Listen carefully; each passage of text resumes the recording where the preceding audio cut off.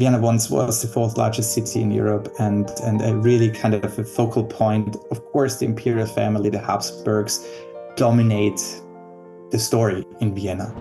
And as a tour guide, I'm constantly, talking about the Habsburgs. But of course, this is just a family. This is really the tip of the iceberg. And even the nobility and the rich people, this was just a few percent of the population that builds these grand houses we have along the Ring Street. But just a few 100 meters behind the ring, there you find the former villages that were the suburbs of Vienna and are now the districts around the historic city center. And they were full with poor people that made it possible for the city to be functioning, but they were completely forgotten in this era already, and they're forgotten today as well.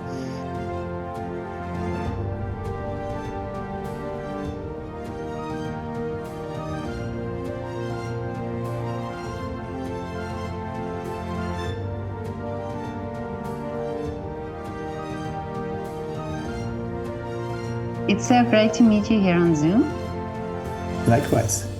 But Jascha, you are such a great storyteller. You're a tour guide, but I just thought when I listened to you on Instagram, I think, what an amazing storyteller you are. Thank you very much. Yeah, this is something I really started to enjoy more and more. Becoming a tour guide just, brought this all together, all my interests. So I'm actually kind of now doing all the things I really enjoy. My mother was a history teacher, so I learned a lot about Vienna's history from her. It was always, for me, a very captivating thing to think about what happened in the past, how people lived in the past.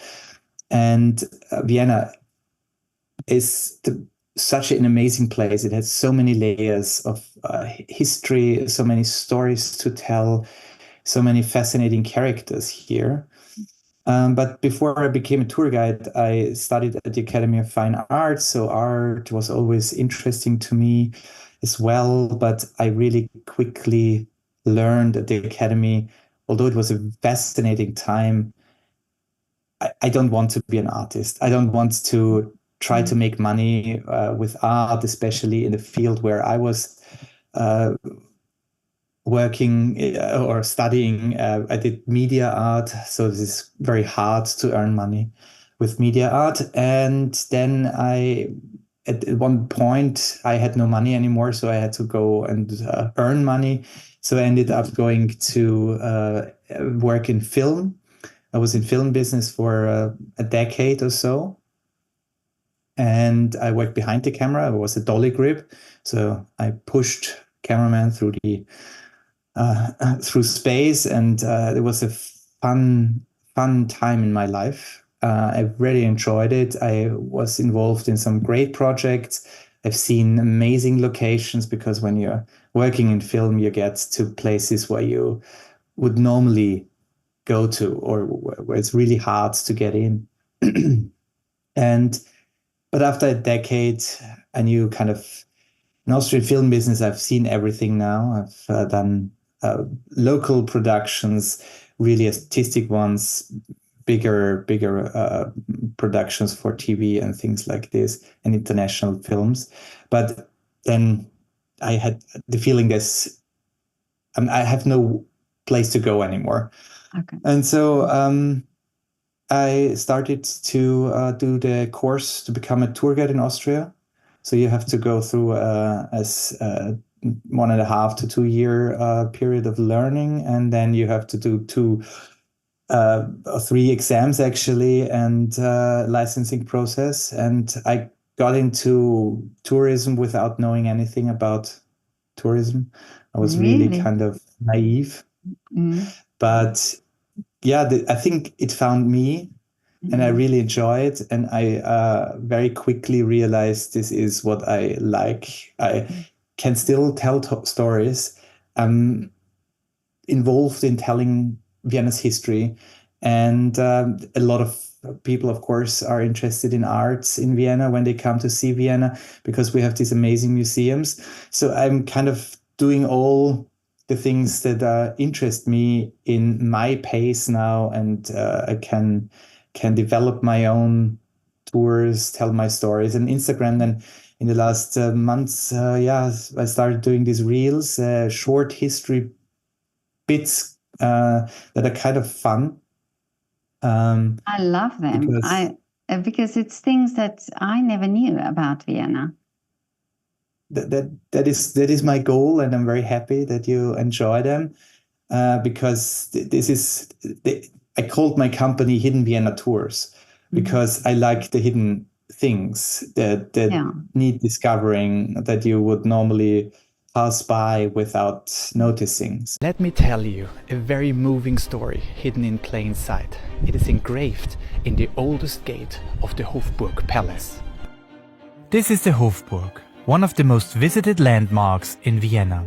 The oldest part of the Hofburg is the Swiss wing, which is over 800 years old, and the gate to this wing holds a small secret.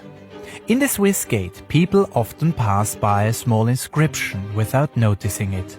It bears the name Karl Altmann and the year 1949. The story behind this is quite moving. Karl's son, Bernhard, had this inscription placed here. Bernhard and his wife had to flee from the Nazis, losing all the possessions. After the war, Bernhard Altmann had the Swiss gate restored in his father's honor. He stated that his father had shown him the beauty of Vienna, and now he wanted to preserve it. I find this especially remarkable considering the crimes committed against him and so many other Jews. So is it also a great way of just practicing condensing your information into a very short format, but on tours, you often have not a lot of time to tell a story. So really kind of sharpening these tools of condensing information into a short amount of time is kind of good practice for me. But what I thought about when I started looking at your reels was that, and although I've been living in Vienna for about 9 years now, and there's certain specific things that are, if you go on the internet and you Google things to do in Vienna, there's these specific things. And it's also wonderful, I think that for every city that you visit, it's great to do these things. But then you really think what you are doing is talking about the life, Vienna's life in Vienna. And many times people ask me, but what is it like to live in Vienna? And this is why what you are saying, what you are talking about is really life in Vienna. What happened before us? What made Vienna what it is today? Yeah. So this, I really enjoy thinking and talking about the ordinary lives as well, because we often you approach cities like Vienna that have an imperial past. Vienna once was the fourth largest city in Europe, and a really kind of a focal point. Of course, the imperial family, the Habsburgs, dominate the story in Vienna. And as a tour guide, I'm constantly, talking about the Habsburgs. But of course, this is just a family. This is really the tip of the iceberg. And even the nobility and the rich people, this was just a few percent of the population that builds these grand houses we have along the Ring Street. But just a few 100 meters behind the Ring, there you find the former villages that were the suburbs of Vienna and are now the districts around the historic city center. And they were full with poor people that made it possible for the city to be functioning, but they were completely forgotten in this era already, and they're forgotten today as well. The one reel I did about the people living in the sewer. These are horrible stories, but it was a reality in the past, and Vienna had no room for them. But still, they came to this city to live here, to try to find work and make a living somehow. And those who really didn't make it, they would end up in these horrible places under the street. And I think that they deserve to be talked about, and it's also something that we achieved here in Vienna and in Europe, that we have a network at least that is there to protect people from really falling that deep. And this is something that we can be proud of, and that we should also try to keep and not to lose it again. Yeah, and it's great to highlight that. Absolutely, I think it's very, very important, because it feels to me sometimes that we are now so used to these commodities, and that we take them for granted, but they can be gone very quickly, and then it would be really hard again to bring them back. So I think we should appreciate more what luxury we live in, and I think the historic mirror, in a way, helps at least me to see how far we came, and especially in the 20th century, after the fall of the monarchy. Things changed, because the monarchy is also something, this time until the start of the First World War, this is often glorified in a way, so that we just see the shining facades of the ring and think, oh, back then life was so much better in strange ways. I think people imagine what happened back then, but that this was a society where the gap was enormous between the very rich, who were really rich, and the very poor, who were really poor. This is something that is often overlooked, I think, also by the romantic movies shot about the Franz Josef and Sisi and things like this. So this, kind of is a fog that lies over that period, I would say. Yeah, it's true. And I saw a documentary also about the ring and the building of all these buildings on the ring. And but you also realize then that the people who, because these are all beautiful, beautiful buildings, but the people who actually built them lived in poverty, and they lived in these horrid conditions to be able to, and as I heard, many of them died because there were no safety regulations and no real regulations. So, and this is so important that you also highlight that part of history, because we just, like you say, see it's like a facade. You see all these beautiful buildings, but there's a story behind these buildings as well. Absolutely. And there's a quote from Sigmund Freud, something in the lines of, he told his youngest daughter, who would follow in his footsteps, and he compared his patients to the facades of the Ring Street. He said, these are, in his time, of course, in the 19th century, all modern buildings. They're brand new, but they have these historic facades from Baroque, Renaissance, Gothic. And these facades are there to represent those who built these buildings, who lived there, and show their power, their wealth, their success. And he said he, as a psychoanalyst, has to look behind the windows and pull aside the curtain to see the families, how they live privately, what their wishes, the longings are. And I think this is a very good explanation or a parallel in a way, because this was all facade. These rich people copied the imperial family in lifestyle and tried just to show off how much they had. And yes, these buildings, especially the bricks, were produced by the poorest of the poor. In German or in Austria, we call them the Ziegelböhm, so people coming from Bohemia who would then work in the brick factories. And Vienna had one of the largest brick factories in the world on Wienerberg. Heinrich Drage was a multimillionaire who made money with bricks, and he had these modern ovens where they would fire or I don't know the correct English term, reduce the bricks in a continuous fashion. In the past, you had put all bricks, still not ready bricks into a big pile. You would light a fire underneath, and then they would be fired. He had this more modern industrial way of just pushing the still wet bricks into the oven on one side, and they would go through the entire oven, come out on the other side as finished bricks. So he could continuously produce bricks.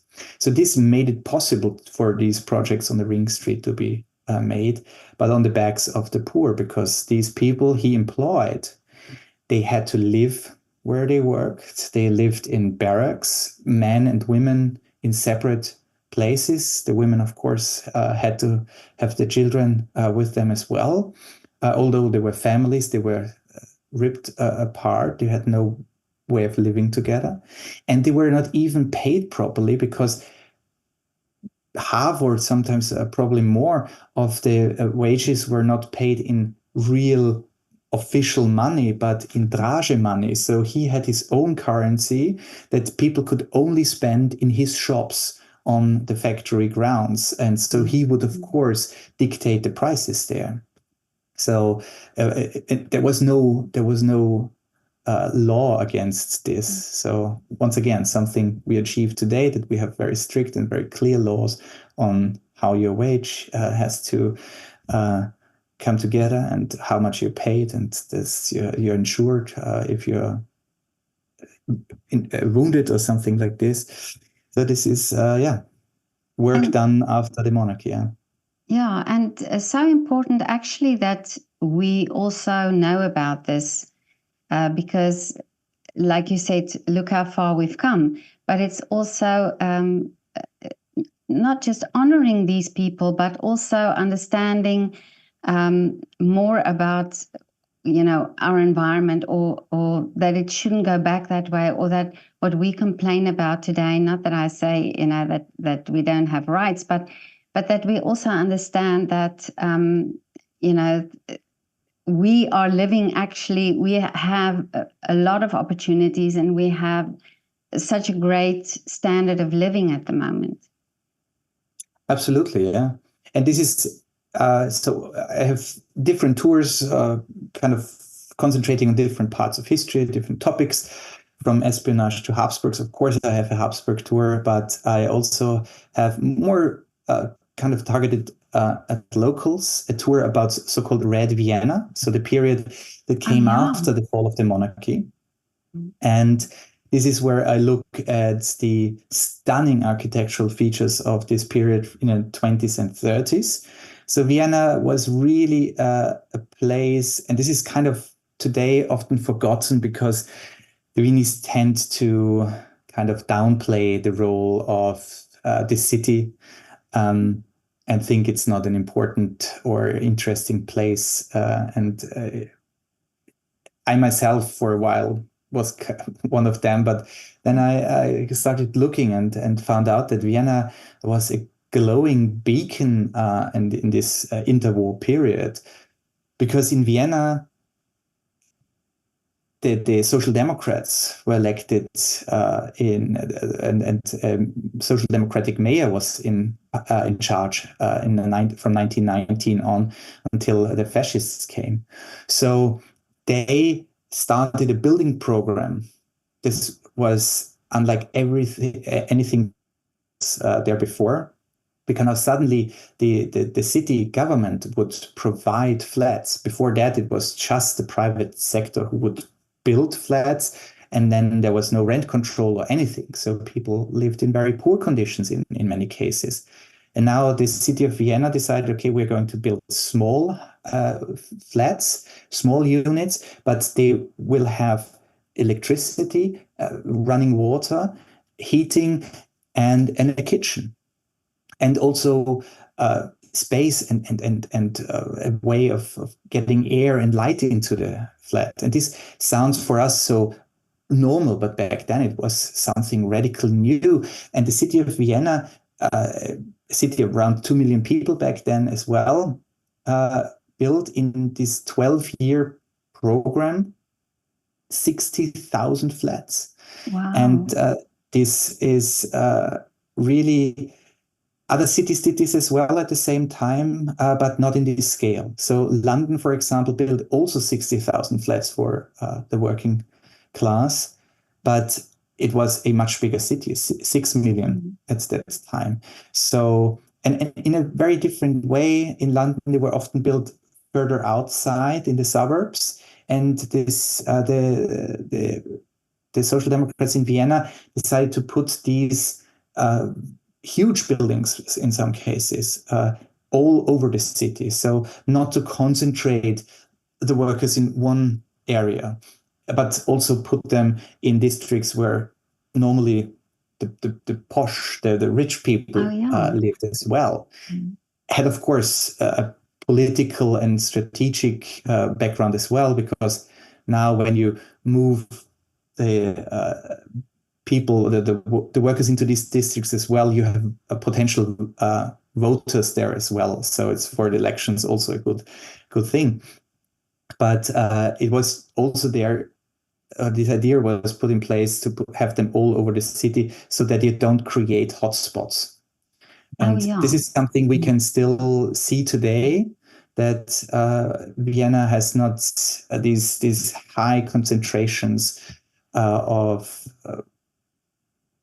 lower income families in just one place. I mean, there of course are districts where you have a higher number of lower incomes. I live in the 15th district, which is still the district with the lowest general income, or I don't know the English word now. So it is still something we profit from today, this program in the 1920s and 30s. And architecturally, these buildings are just fabulous. These are built in a way the Viennese were used to buildings, palaces, but they are not a palace for one family now. They are a palace for many families, palaces for the proletarians. For example, the biggest one of them, St. Mark's Karl Marx Hof in Heiligenstadt is still the longest inhabited building in the world, with 1.2 kilometers in length. And it has a nickname. It's called the Versailles of the proletarians. Oh, really? I think I know that. I think I've seen that building in Heiligenstadt. It's but stunning. What do they? But they haven't named these buildings. What do they call them? So the one in Heiligenstadt is Karl Marx Hof. Yeah. Of course, basically the most important theorists for the Social Democrats and the communists and so on and so forth. They have very different names. It depends on which district you are. I see. Okay. So every district has Bezirksvorsteher, so local mayor, you can say, and they have the right to give names to these buildings. And so in the more conservative districts, you have less of the radical left figures than in the more working class districts, where you had Social Democrats in charge. You find Karl Liebknecht, Bebelhof, you have Washingtonhof. So revolutionaries were often chosen for names, but then some are just the local area. So the oldest and the first Gemeindebau, so we call these buildings Gemeindebauten, was Metzlensthaler Hof, which is an old town that existed in the past close to the Gürtel, and they used this name there. And the next building is named after the first mayor of Vienna, Reumannhof. Well, I've got a building like that, just at the back of where I live, a few streets from where I live. And like you say, there is something about that architecture, and they've also got statues, somewhere on those buildings. So, but I'm going to have a look at, because I've always wondered about those buildings. I wondered because I look at the dates, because they've got the dates on as well from when they were built. Exactly. And when I suppose it's Rabenhof you're talking about? The third district? It's in Neulingasse. I don't know the one, but there are so many. From this period alone, there are more than 300 building complexes, and this is just amazing. And when you look at the dates that you mentioned, it is amazing how fast these structures were built, and they are all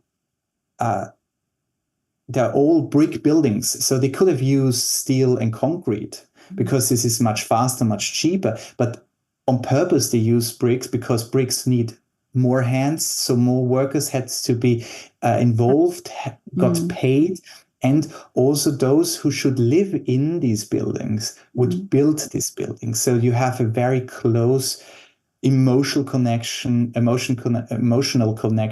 to these buildings. Then when you just move into a place and you never know who built it. And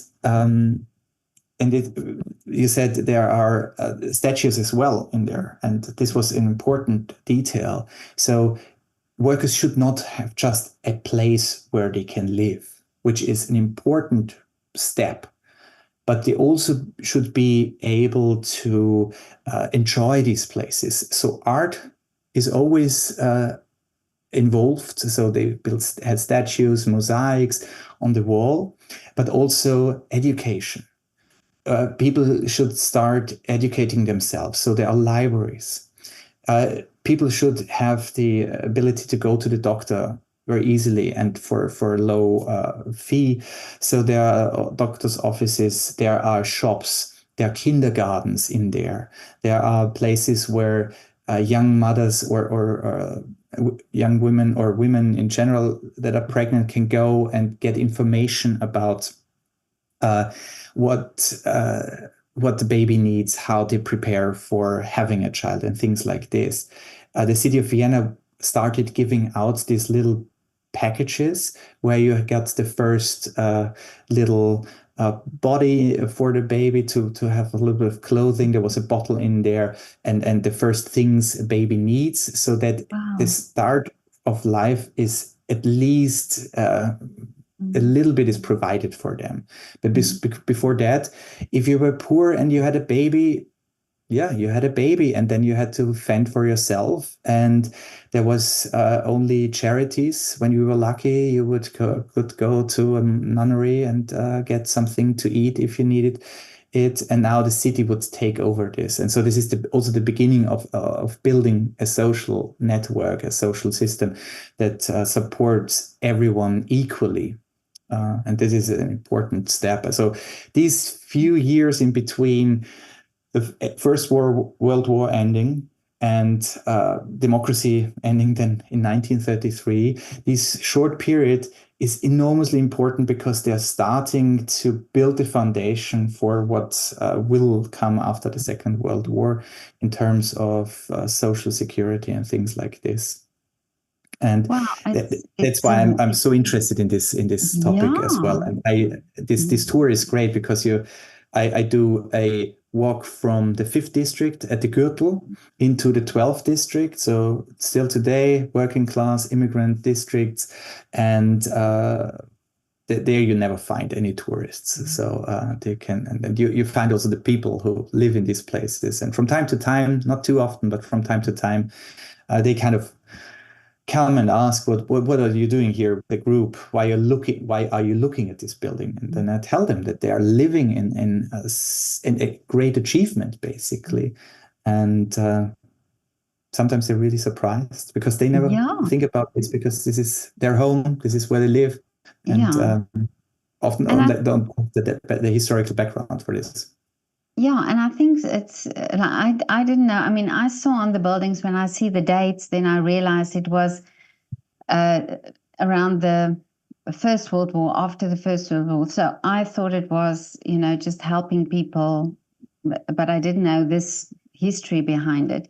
But I wonder if we are so busy with day-to-day living that we don't realize these things. And I walk in the city because I love the city, and I love to walk through the city and take different little routes and so on. And every time you discover something new, and sometimes you have to look up and see something on a building that you passed many times, but then the moment you look up, you think, hey, I've never seen this. So there are so many little hidden gems in this city. Absolutely.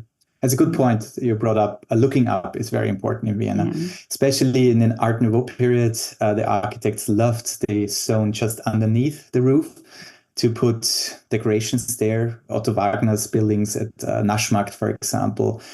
The Golden Facade, these women's heads by my most favorite artist, Koloman Moser, and he did these wonderful depictions there, and they are just underneath the roof, and you really have to look up. And it's so true for many places in the city that the roof, the zone around the roof, is the most interesting in many cases. Yeah.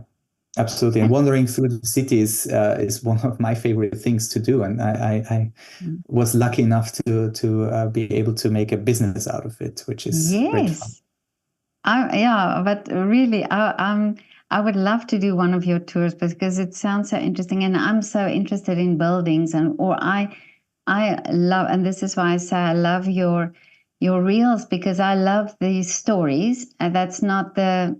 Yes, of course, we love the palaces and the things, but I love these stories of little corners of cities, that you don't know about. So because that's the human side of a city.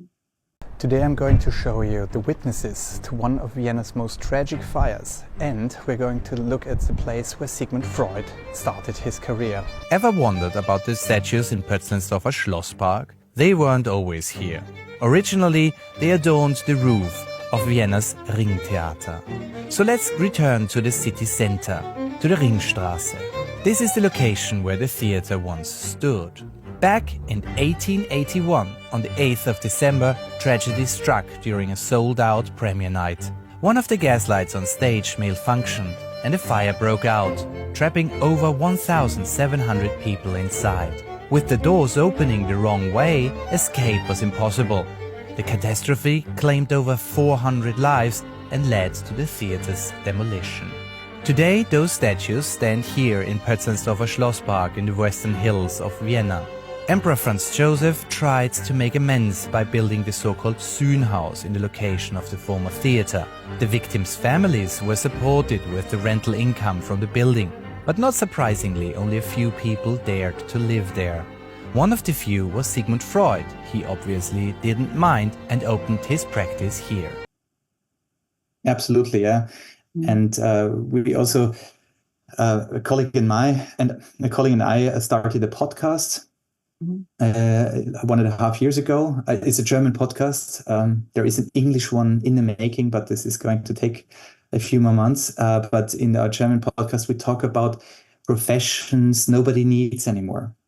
So in the past, of course, there were a lot of people who had to do certain things that were not very nice to do, or just professions that are now not needed anymore because of machines, or the interest is gone in certain products. So there is a lot to be found, and this is where we can really kind of dig deep. So we every 2 weeks we talk about a vanished profession, so to say. So today we got a new episode out. It's about the Kalfatterer. These were the guys in the past when you had a wooden boat. The planks would just be pressed together as good as possible, but still water could leak through. So these guys would hammer material into these gaps to make the boat, to seal the boat so that it can float. And of course, often these professions survive in small nooks, because if you restore a historic boat, you still need someone to do this. So you still find people. In our case, we interview people who still do it. We didn't find anyone in Austria, but we had great pleasure to talk to the naval archive of the Austro-Hungarian forces that still exists. They gave us a good insight of Austria's naval history, and which is, in our case, really something that is gone, because ever since 1918, Austria is landlocked, so we don't have a navy anymore. But then we talk about, for example, in the 18th century, there were mainly women going through the streets in Vienna and in other cities in Europe, and there were no public toilets. So these women were carrying 2 buckets, one for poo, one for loo. And if you needed to go, you would approach one of these ladies and you would ask for the right bucket. Then you would sit down, and she had a big coat on, and she would put this coat around you, and then you had a little bit more privacy. What? So this is a public personal toilet with the toilet lady in the toilet while you were in there as well. So these were professions that you luckily don't find anyone doing this anymore. But we had a great pleasure to talk to the toilet lady from the Burgtheater, so from Austria's National Theatre. And that interview was a blast. It was just phenomenal what she told us. And we went down into the sewer to talk to the sewer workers, and we discover a lot about our city because of that. Wow! And that was at Burgtheater.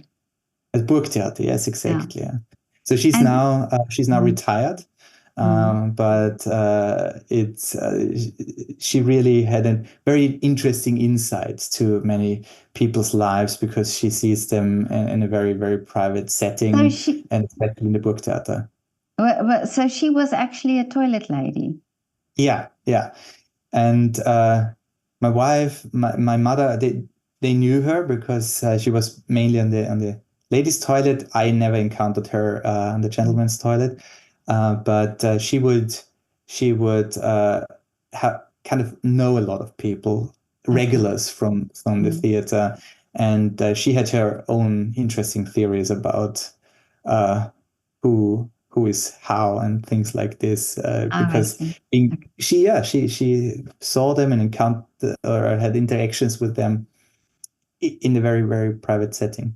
So that was very interesting. That's the most vulnerable setting, where you find yourself in that. Absolutely, yeah. But so do you? How does it work? How do you do your research? Do you come across something and then think, oh, I have to dig deeper in this?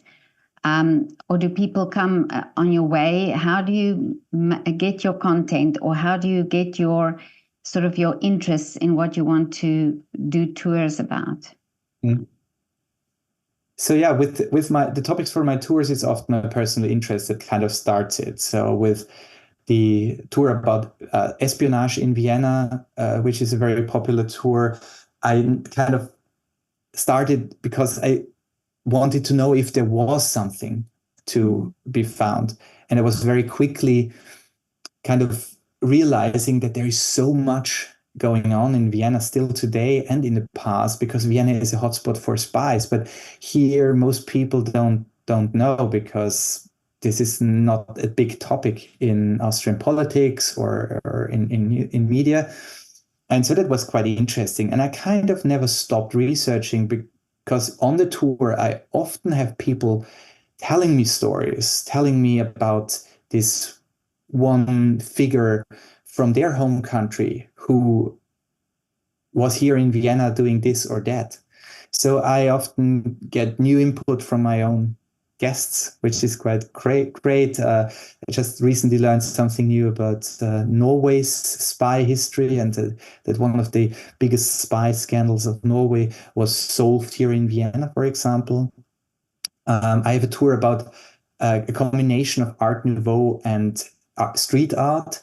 It was a combination of my love for Art Nouveau architecture here in Vienna. Oh, I love it too. It's so beautiful. And then on the other side, street art also being a young radical art, a very different one and a very different approach to how to show their art, but both coming from this need to break out. The Art Nouveau artists in Vienna called themselves secessionists because they broke away from the established arts. This was an act of rebellion, and it was seen as really an act of aggression against the establishment. And on the other hand, you have street artists who do this probably maybe not in such an organized way as the secessionists did, but they just go out and produce art and put it on the street. And so I thought it's a good combination of the two. And I walked from the secession building at Karlsplatz along the Naschmarkt into the 6th and 4th district.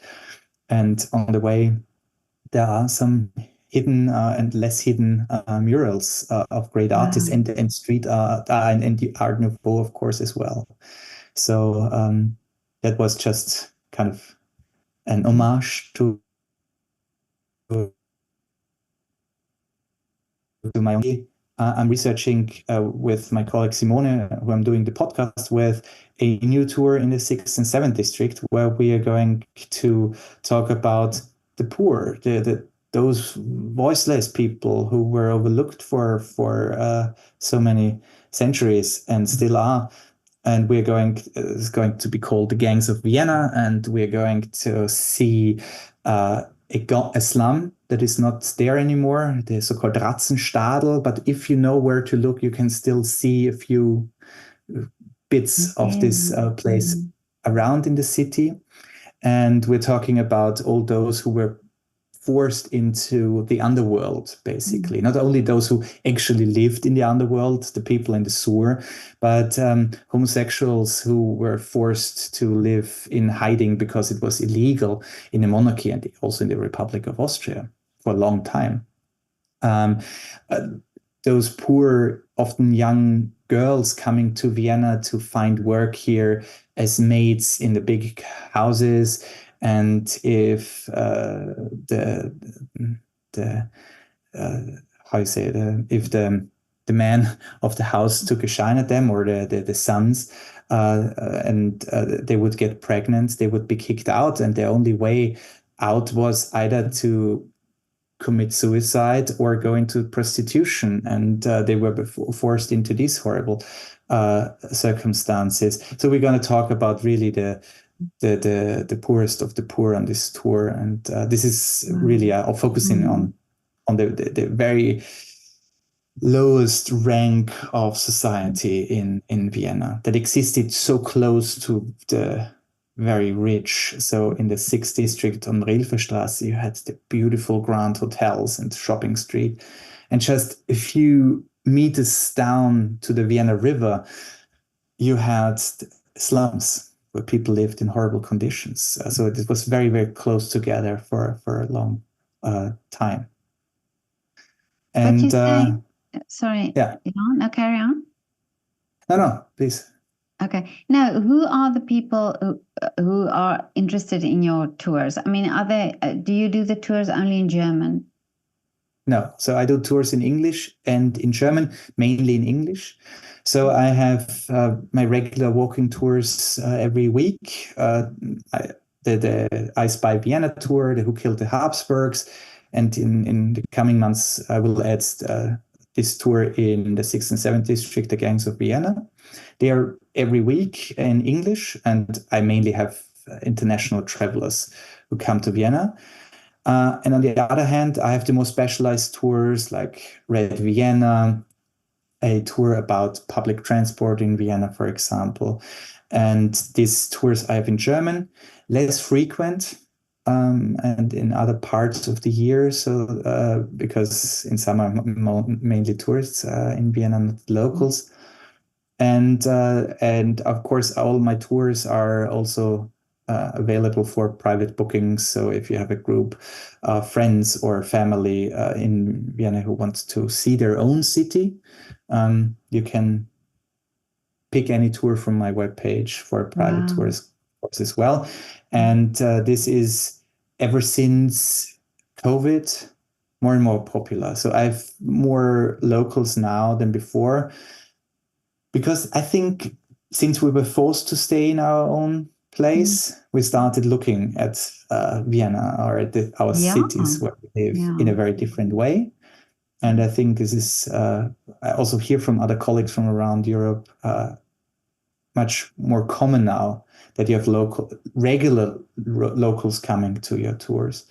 And I have a small but very fine community of people who often come and join my tours. And it is just amazing. Although people live here, grew up here in many cases, I can still surprise them because Vienna has so much to offer. Let me show you something typical Viennese today, but in a very unusual location. We're going to look at parts of a graveyard. Today's exploration starts with a ride on U4 Underground Line, which takes us to its final stop, Hütteldorf. Or you can enjoy a nice bike ride along the Vienna River. A few years ago, the city of Vienna revitalized a section of the Vienna River, but we are not interested in the small green oasis. What we are looking for lies further upstream. You need to pay close attention now, because here you're not walking on regular stones, but on gravestones. Don't worry, nobody was buried here, but after World War II, construction workers had to use cheap materials to restore the riverbed. The city's budget was stretched so thin that they resorted to using headstones from abandoned graves. While the workers were supposed to lay the stones facing down, they obviously didn't pay close attention. Well, when I did my photography project during lockdown, I traveled the whole city, photographing artists in their windows, and I discovered places in Vienna really, and it fascinated me, and I wished so that I knew more about these places or these buildings, you know, and I really got a sort of an overall vibe of Vienna, and also the it's almost as if the city has different energies in different places. You know, when you get to specific neighborhoods, there's a different feel, you know, of the city, and so I would love to do some of your tours, because I've done the whole city. Basically, it would be interesting to know more about those places. Oh yeah, I would love to have you on one of my tours, of course. Definitely. You can pick whatever you want. It's I'm going to look on your website. You say on your website you book it, or what? Okay. Yeah, exactly. On my website, hiddenvienna.guide, you find all the tours, and you can book the public ones directly on the webpage, and you can then, if you are interested in a private tour, just directly contact me. That's very, very easy, and it is also absolutely true what you say, that Vienna has so many different corners, and when you look at Vienna, how it grew from a medieval town that is just what is today the first district. So this is actually this little district in the center is historic Vienna. Everything else was not Vienna until the middle of the 19th century.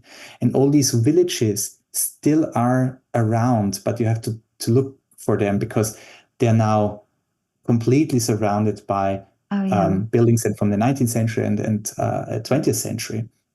But when you go to Gumpendorf, you find the old church, and then around that you have a little bit of the old streets still around. In the 15th district, we have here Rheindorf, for example. This was a very small settlement.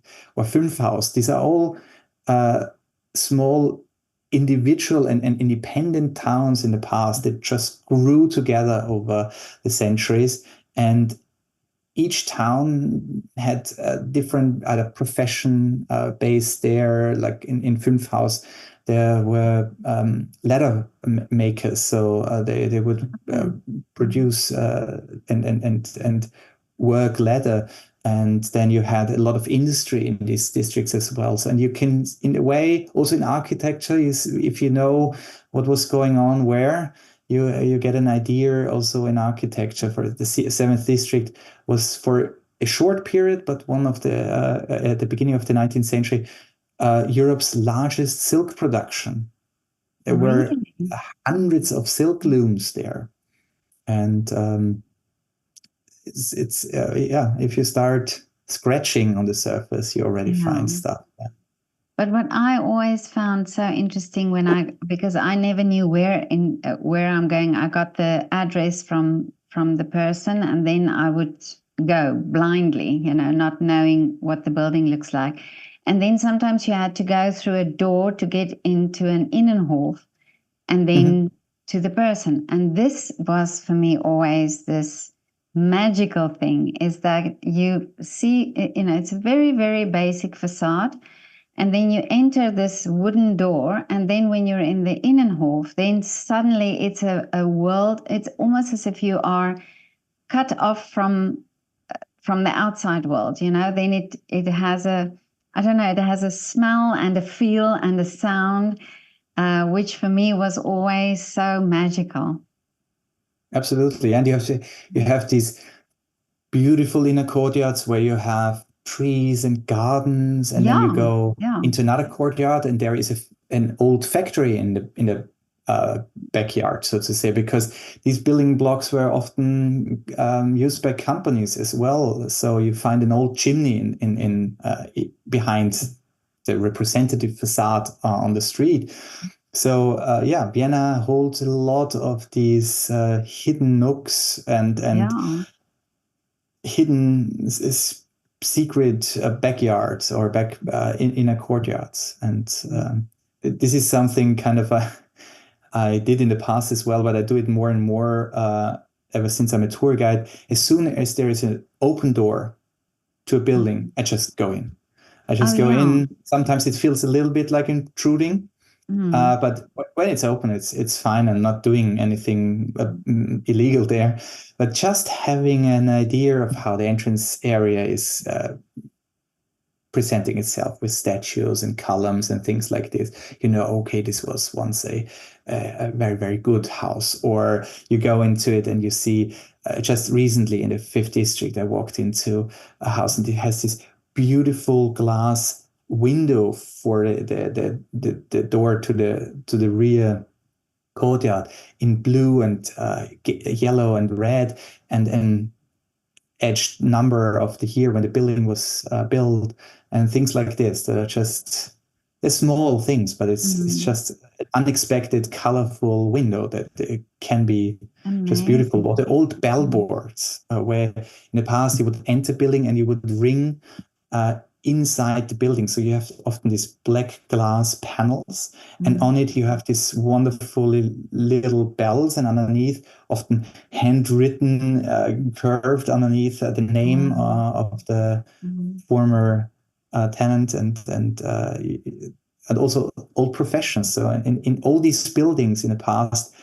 you found a caretaker. So this was the guy running the place, basically, for the person who actually owned the building. He would collect rents, he would clean, but he would also be the one deciding if you were able to enter the building. So he would decide if you could bring a visitor, for example. So these could be, they were very powerful positions. And I did a reel about the so-called Sperrgroschen, where you had, in the past, there was a curfew. So at 10 o'clock in the evening, every door in Vienna had to be closed. And if you came late, you had to wake the caretaker, and then you had to pay him a fine for being late. And if you paid this 6 Kreuzer fine, he would then open the door. And if you brought someone with you, he would decide if it's okay or not. So he was deciding if you could bring your lover or your friend. And if he said no, you would not be allowed to go in together. So very, That very. won't work today. Yeah, absolutely. And I got a lot of comments on this reel that people still remember this, having this guy, and especially in the Really? Gemeindebau, it seems that this curfew was enforced for a long time. Mm. And also that people said, oh, this explains a lot about Vienna. That's why everyone is shouting out of the window when someone is loud after 10.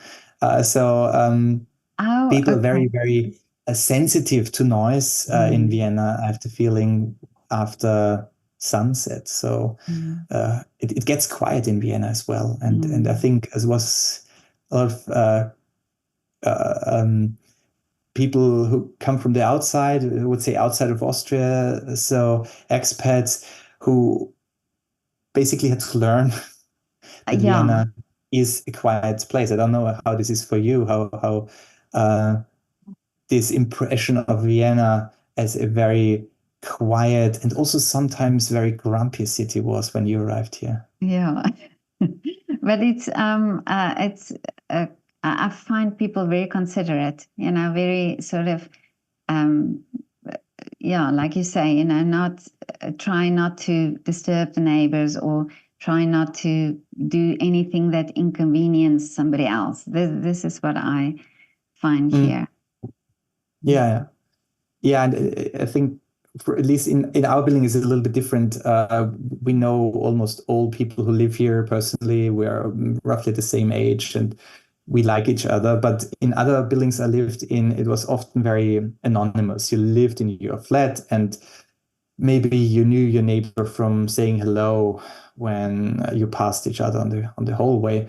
But in many cases, it's just that you don't really have a community in these large buildings. This is what I experienced in the past. And the Viennese this is my opinion, tend to kind of stay in the flat and be there with their family and not too engaging with the outside world and Yeah, or at that's least true. in the flat. Yeah. A But little bit withdrawn.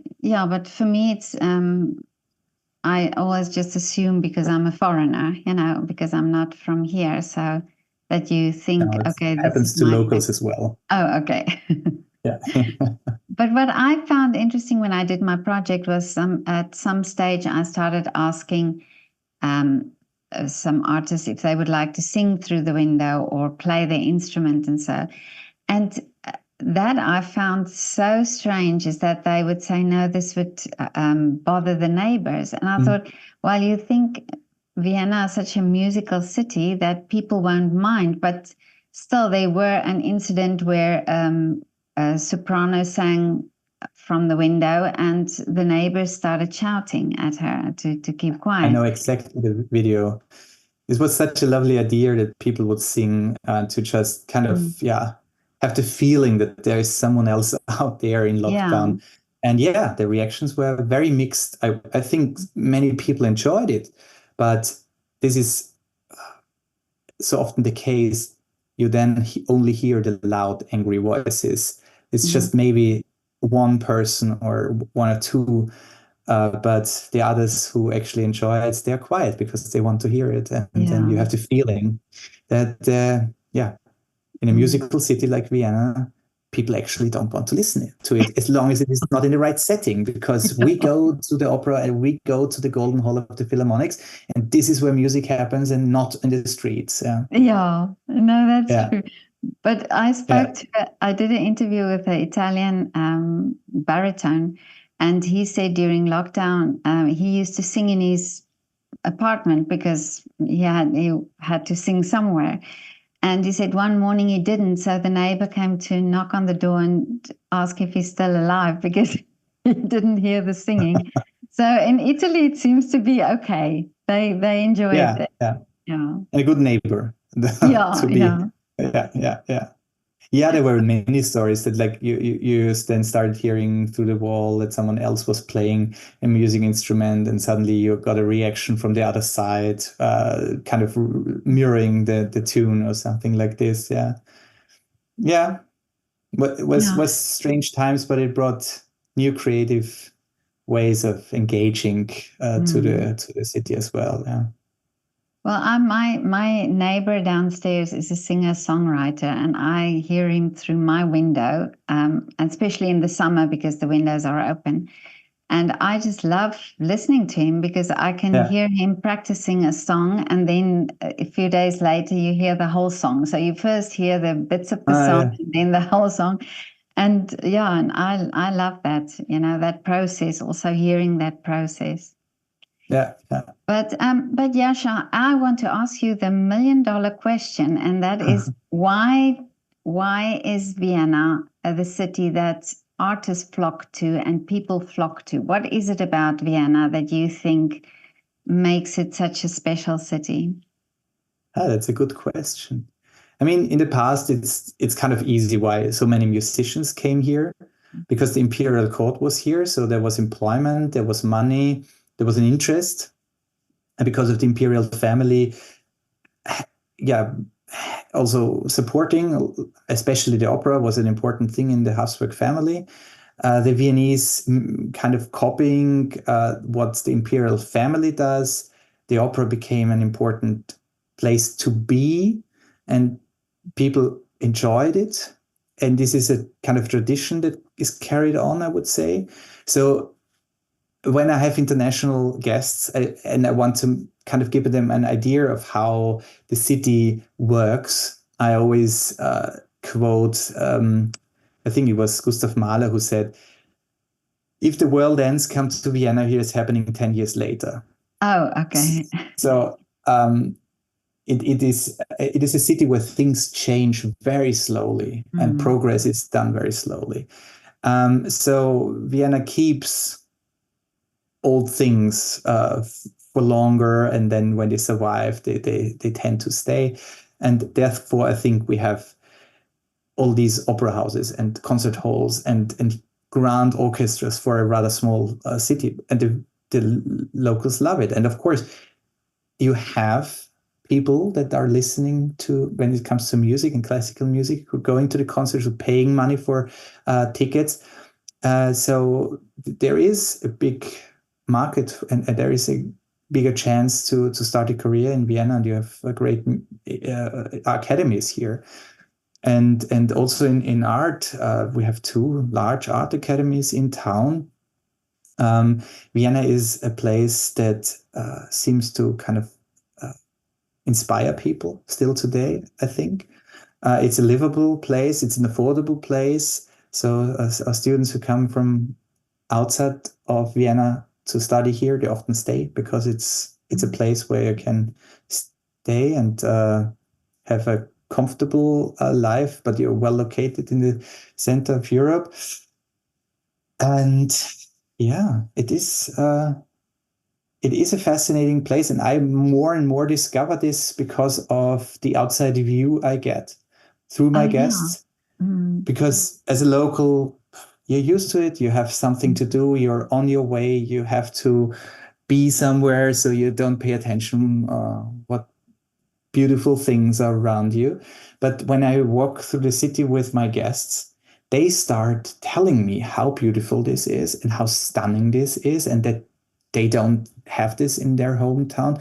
And then I started realizing, Vienna is really special, and it has great views. Just these grand squares where you have a building on the left, a building on the right, and in the background that is just stunning architecture. And in other cities, you have maybe a few old, beautiful buildings in the city center, and then it spreads out, and that's it. And with all that architecture, there's also all these connections with the people that lived here, that worked here, the artists who produced art that influenced the 20th century.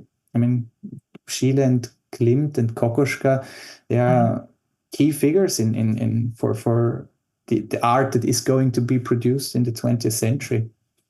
So it's just, I think there is an aura to this city that really captures people's imagination and gives them ideas.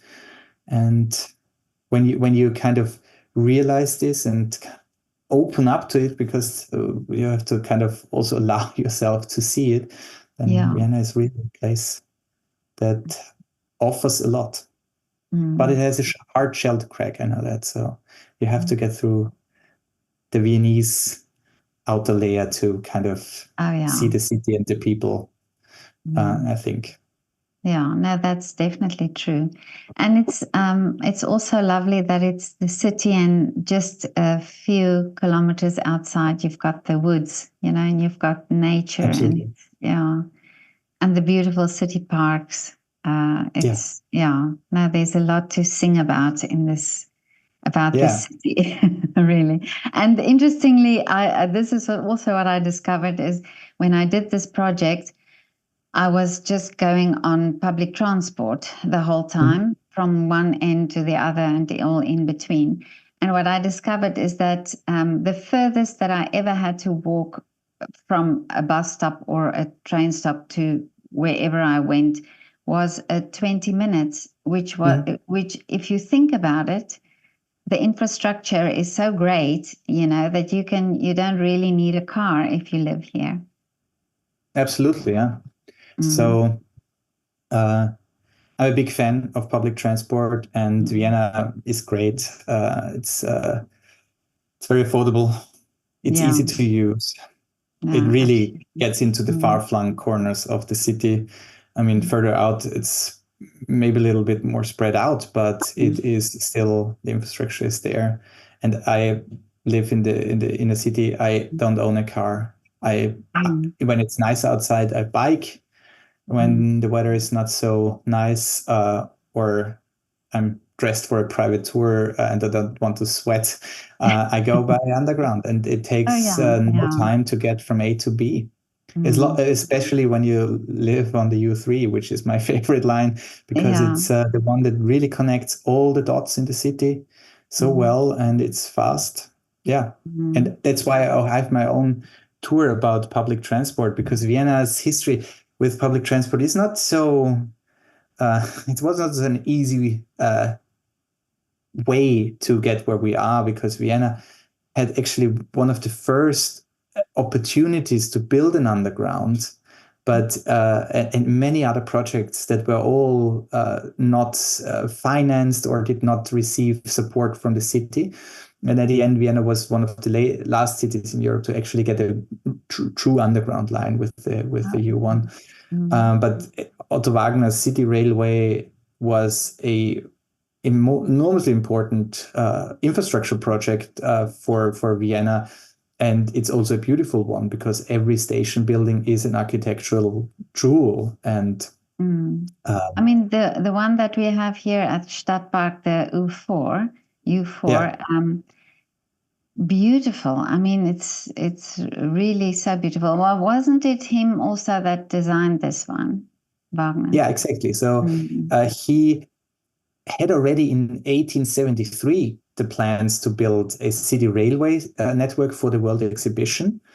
But unfortunately, that year also the stock exchange collapsed in Vienna. It was kind of the first big bubble that burst in financial history, and basically completely destroyed families, and fortunes were gone overnight, and there was no money for it. But then at the end of the 19th century, in the in the 1890s, the city decided, okay, the city is growing so fast, we need a way of transporting people. The military said, also in the case of a revolution, needs to transport troops into the city in a fast way.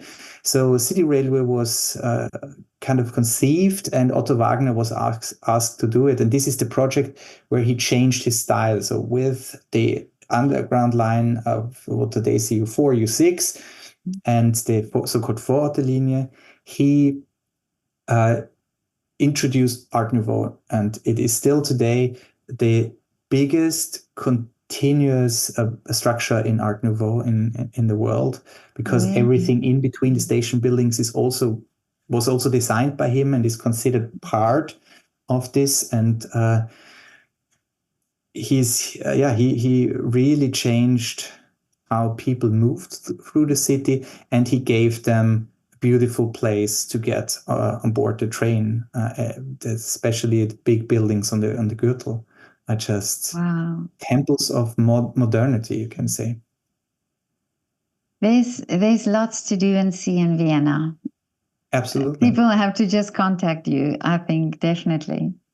I would love to. Yeah, to welcome them. It's my passion, and it's the best job I ever had, to show people around and show them the beauty of this city, and also the ugly parts of history and the dark sides of the city, because where there is a lot of gold shining in the sunlight, there's of course a lot of shade as well, and I think it's very interesting to talk about this. So yeah. Let me show you a symbol from Vienna's darkest days, hidden in plain sight. It is right next to Vienna's busiest shopping street. This historic shopfront on Otto Bauer-Gasse hides a sinister secret. The symbol on the sign might look like the Habsburg coat of arms, but it actually belongs to the Austro-fascists. Engelbert Dollfuß's authoritarian regime, which ended democracy in 1933, ruled Austria until the Nazi takeover in 1938. The key difference between the Habsburgs and the fascist double-headed eagle is its simplicity. The fascist version features only the red, white and red national flag and of course lacks the crown, while the Habsburg coat of arms is far more complex. The fascist party used also another symbol, much closer to the swastika. This is the so-called Krückenkreuz, and I don't know any place in Vienna or Austria where you can find this. Maybe you know a location. Let me know in the comments. This rare reminder of Austria's overlooked fascist period offers a glimpse into those dark days in Vienna. Yeah, but I'm really, I love your content on Instagram and your storytelling. So I'm very happy that I came across your page.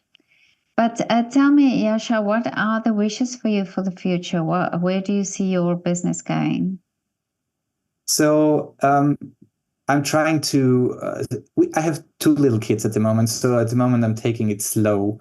But in the coming years, I'm going to offer more and more, especially in English, more options to discover Vienna off the beaten track. And I have the wonderful situation that I can live from my tours. This is my full-time job.